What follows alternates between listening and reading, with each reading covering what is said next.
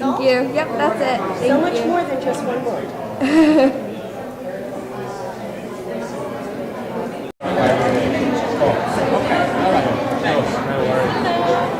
This is for my daughter. Her family has registered her favorite book ever, and she's an inspiring writer.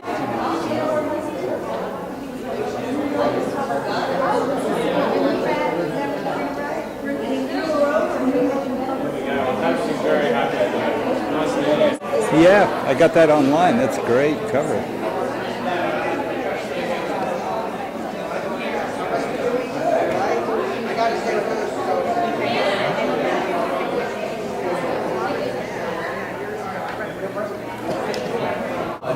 Hi, we're here for the book and poster signing by Markus Zudsak, author of the book Thief. I'm just about to get to meet him.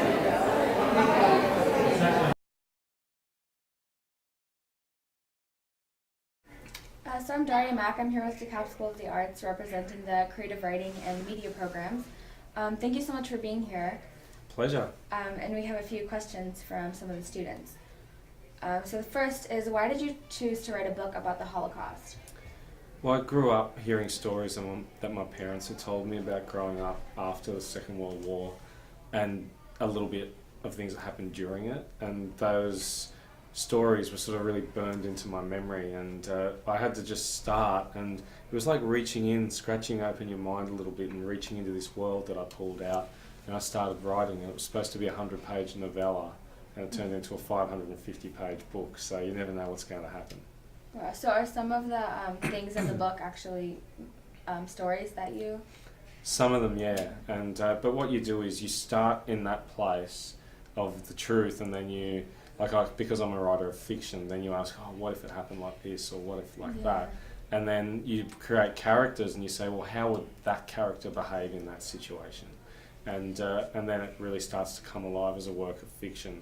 I never really wanted to write non-fiction, and it's just you got to do what's natural for you in your own, in your own mind. Right. So what was it like to try to realistically portray Liesel and kind of her emotions and actions? Well, I think I really had the essence, and that's the thing. I had the essence of the character already before I started, just from listening to my mum, who was a foster child in Germany at that time, and that's what made it all feel very natural to me. And so I never even really questioned the character of Liesel the way I might if it hadn't come, at least initially, from a true story. So what was the most surprising thing that you encountered during your research, if you read from the novel? Well, it's not so much surprising moments, but it's when something gets elevated, because what you do research for in some ways is to really cover your tracks and to keep the people at bay who are going to write you a letter and say, oh, that wasn't quite right, or whatever. So Right. I even researched the seasonal habits of apple trees outside of Munich and in that area, because I don't really want to get a letter from Bill from the South Australian Apple Growing Association saying, oh yeah, those apples that the kids stole in the book, those wouldn't have been right, so you got to get every little thing right. But sometimes then, like I was researching, I wanted to research soccer players or football players of that era, because I wanted Rudy and some of the characters playing soccer on the street to be imitating their heroes, because that's what little kids do. They run along and they shout, oh, and he's going in to score the goal, about their heroes.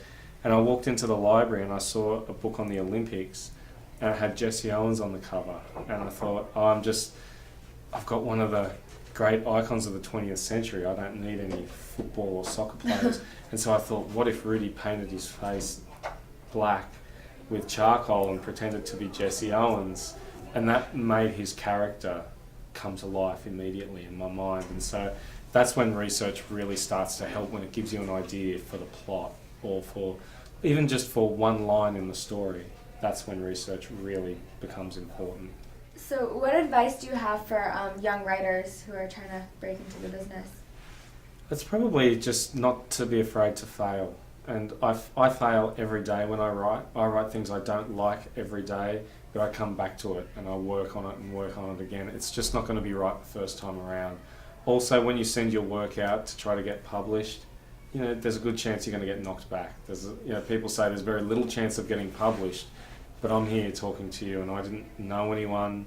I just was a guy from the suburbs who just kept sending the work out, and hopefully one day would get published, and that's how it worked out for me. So you've got to be prepared as well to just make it a real priority.